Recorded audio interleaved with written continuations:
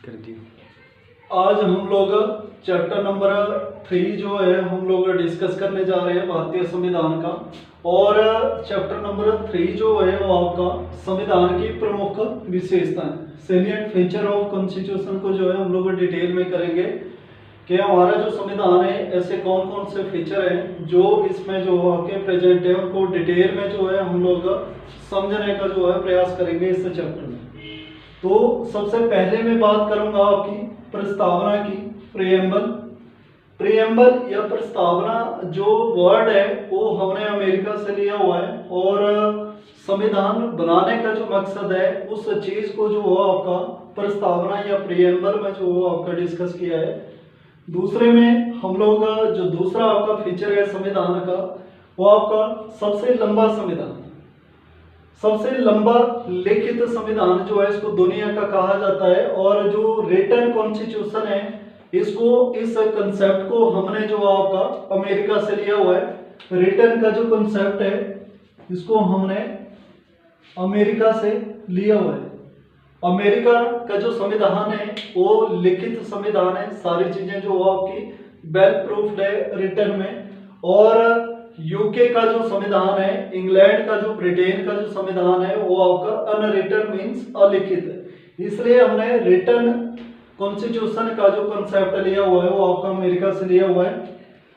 हम लोग बात करेंगे कि 1949 को जब संविधान को आपका पास किया गया तो उस टाइम जो आपकी क्या क्या चीजें थी उसमें 1949 में हमारे पास जो आपकी प्रस्तावना,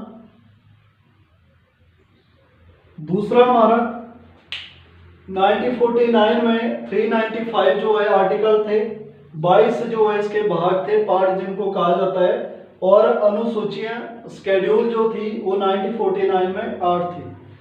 तो और अगर मैं प्रेजेंट में बात करूं तो आर्टिकल जो आपके 1949 में 395 थे वो बढ़कर आपके 470 हो गए, और जो पार्ट आपके 22 थे वो आपके प्रेजेंट में जो है 25 हो गए, और जो स्केड्यूल थे वो आपके बढ़कर जो आपके 12 हो गए। तो इसमें जो आर्टिकल प्रेजेंट में जुड़े वो आपके 65, भाग जो आपके जुड़कर आ रहे हैं वो 3, और स्केड्यूल जो आपके 4 इसमें जुड़े। तो इस तरह से प्रेजेंट में जो आपका एक स्ट्रक्चर है। अगर मैं दूसरे देशों की बात करूं, भारतीय संविधान को अमेरिका या दूसरे देशों से कंपेयर करूं, तो अगर मैं आर्टिकल की बात करूं, स्केड्यूल की बात करूं या आपके पार्ट्स की बात करूं, तो अमेरिका या दूसरे देशों का, दुनिया का कोई भी संविधान जो है हमारे संविधान के आगे जो नहीं टिक पाता, इसलिए इसको दुनिया का सबसे लंबा जो वो आपका लिखित संविधान कहा जाता है। तीसरा कंसेप्ट है आपका नम्यता और अनम्यता, रिजिड और फ्लेक्सिबिलिटी इसको कहा जाता है। हमारा जो संविधान है वो कठोर भी है और फ्लेक्सिबल भी है।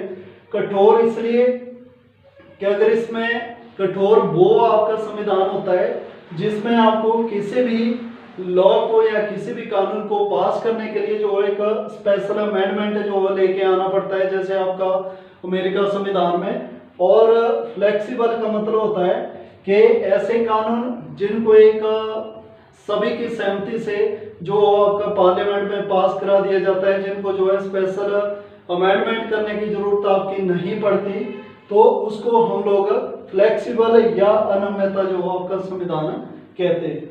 तीसरा आपका पार्लियामेंट फॉर्म ऑफ गवर्नमेंट, सरकार का संसदीय रूप।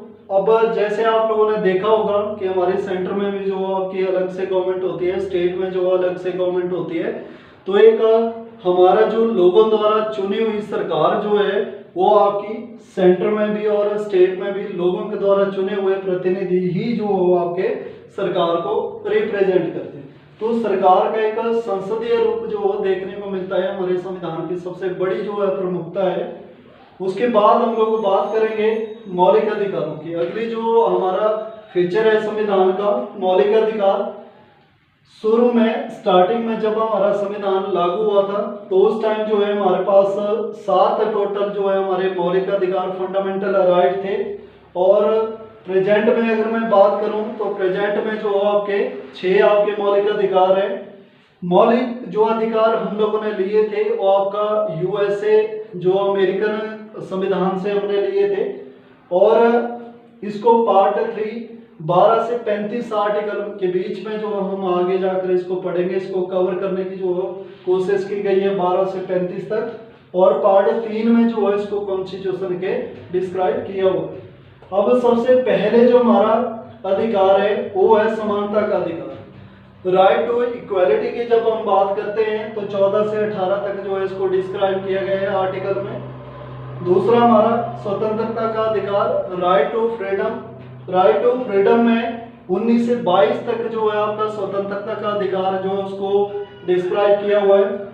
तीसरा हमारा शोषण के विरुद्ध अधिकार, राइट अगेंस्ट एक्सप्लॉयटेशन, उसको 23 और 24 में जो आपका डिस्क्राइब किया गया है।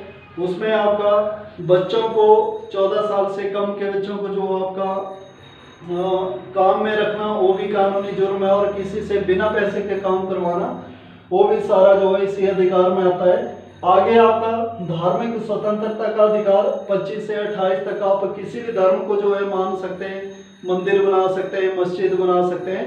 तो धर्म से रिलेटेड जितना भी जो आपके अधिकार हैं 25 से 28 तक आपके डिस्क्राइब किए गए हैं। संस्कृति और शिक्षा का अधिकार, कल्चरल और एजुकेशनल जो राइट है वो आपका 29 से 30 आर्टिकल में जो आपका डिस्क्राइब किया गया है। इसमें आपका जितने भी जो लोग हैं वो अपनी संस्कृति में, अपनी लिपि में, अपनी मर्जी का जो भी उनका पहनावा है, कल्चर है, उसमें बात कर सकते हैं, खा पी सकते हैं। उनको आप पूरा का पूरा अधिकार जो है हमारे संविधान में दिया गया है। आगे आपका संवैधानिक उपचारों का अधिकार। संवैधानिक उपचारों का अधिकार का मतलब है कि इसमें अलग अलग चीजें जो आपकी डिस्क्राइब की गई है। अगर आपको ये पूरे के पूरे अधिकार आपके नहीं मिलते हैं तो आप लास्ट में जो आपका कोर्ट का दरवाजा जो है खटखटा सकते हैं। आगे हम लोग बात करेंगे राज्य के नीति निर्देशक तत्व। इनको directive principle of state policy आपका कहा जाता है, और 36 से लेकर 36 से लेकर 51 आर्टिकल तक जो है इनको डिस्क्राइब किया गया है संविधान में। और directive principle of state policy जो है उनको आयरलैंड से लिया हुआ है, और इनमें राज्य को डायरेक्शन दी गई है कानून से बनाने से रिलेटेड। वो सारा का सारा जो है आपका इन्हीं चीजों में जो है डिस्क्राइब किया गया है। आगे आता है धर्मनिरपेक्ष राज्य। धर्मनिरपेक्ष राज्यों को हम लोग जो है सेकुलर स्टेट भी कहते हैं। और जैसे कि आपको पता है कि भारत में आपके अलग अलग धर्मों के लोग रहते हैं, और सेकुलर स्टेट या धर्मनिरपेक्ष राज्य का मतलब होता है कि जहां पर सभी धर्मों को जो है एक समान नजर से देखा जाता है और सभी धर्मों को बराबर के जो अधिकार दिए जाते हैं। ना कोई धर्म बड़ा है ना उसको छोटा आपका आंका गया है। तो हिंदुस्तान में जितने भी लोग जो अलग अलग धर्मों के, अलग अलग जातियों में जो रहते हैं, उन सभी लोगों को एक समान जो अधिकार दिए गए हैं। तो उसको हम लोग धर्मनिरपेक्ष राज्य की श्रेणी में रखते हैं।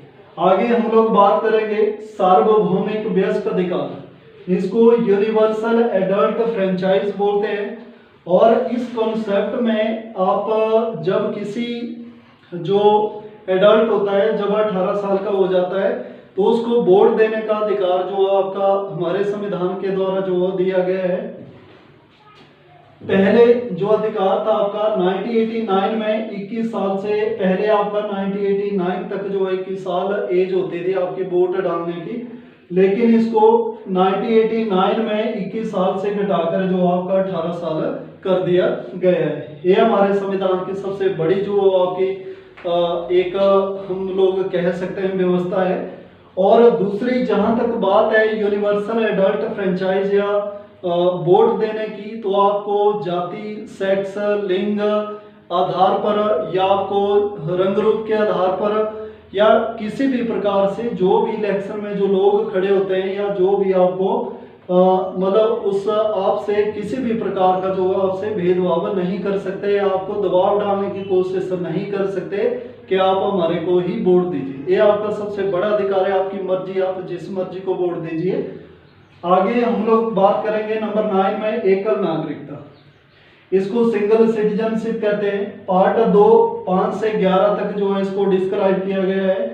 और सोर्स की अगर मैं बात करूं, एकल नागरिकता जो है हम लोगों ने यूके से ली है, ब्रिटेन से।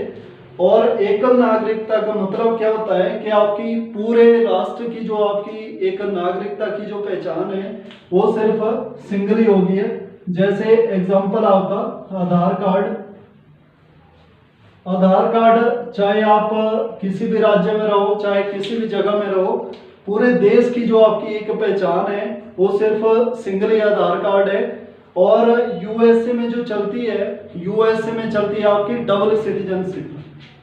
यूएसए में हमने इसलिए इसको नहीं लिया क्योंकि यूएसए में जो कंसेप्ट चलता है वो चलता है आपका दोहरी नागरिकता का। दोहरी नागरिकता का मतलब है कि मान लो आप किसी राज्य में रह रहे हैं अमेरिका में, तो उसकी जो पहचान होगी वो अलग से आपको अधिकार मिलेंगे और पूरी कंट्री के जो आपको अधिकार मिलेंगे वो अलग से मिलेंगे।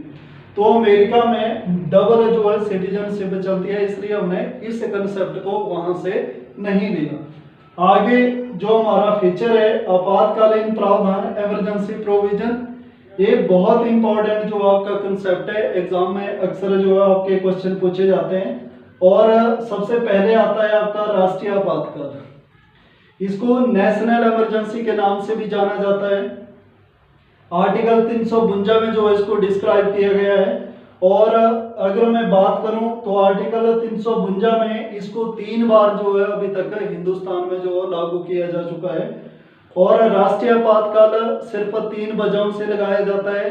अगर किसी देश ने हमारे ऊपर जो है हमला कर दिया तब जाके, या आर्मी जो तख्ता पलट करना चाहती है तब जो आपका लगाया जाता है।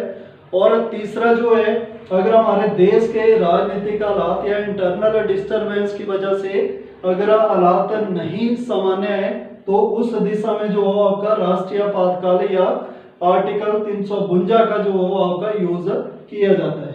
आगे आता है राज्य आपातकाल, स्टेट इमरजेंसी या कॉन्स्टिट्यूशनल इमरजेंसी या प्रेसिडेंट रूल भी इसको बोला जाता है।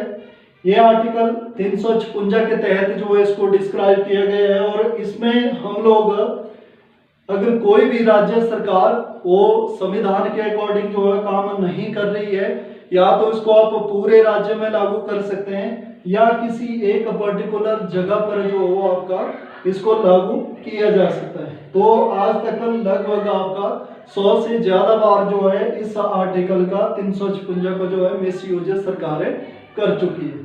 आगे हम लोग बात करेंगे वित्तीय आपातकाल, फाइनेंशियल इमरजेंसी। जब देश में पैसों की कमी आ जाती है तो पूरे देश को जो है दिवालियापन जो है घोषित कर दिया जाता है।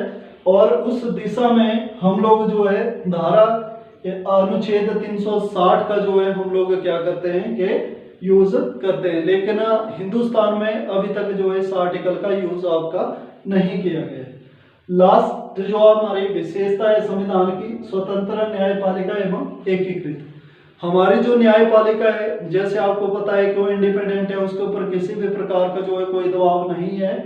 फॉर एग्जांपल जैसे हमारा सुप्रीम कोर्ट है तो पूरे हिंदुस्तान में सिर्फ एक ही सुप्रीम कोर्ट है, उसका जो आदेश होगा वो आपका centre as well as state government को जो है मान्य होगा।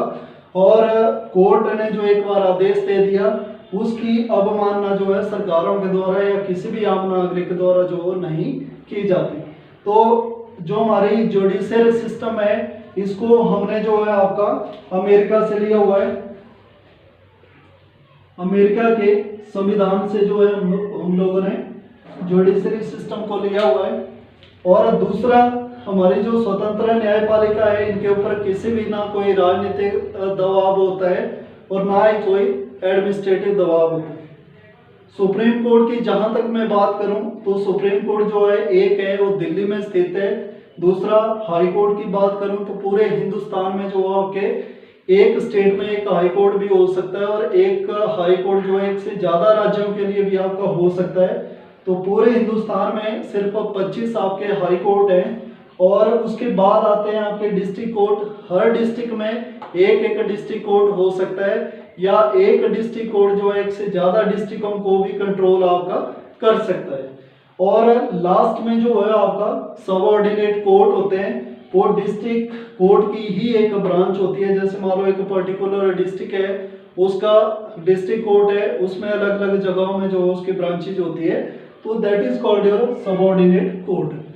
तो इस पूरे वीडियो लेक्चर में हम लोगों ने चैप्टर नंबर 3 जो है संविधान की प्रमुख विशेषताओं के बारे में मैंने विस्तार से चर्चा की, डिस्कशन किया कि कौन कौन सी हमारी विशेषताएं हैं, कहां कहां से हमने लिया हुआ है और किस किस फीचर में जो क्या क्या चीजें आपकी निकल के आ रही हैं।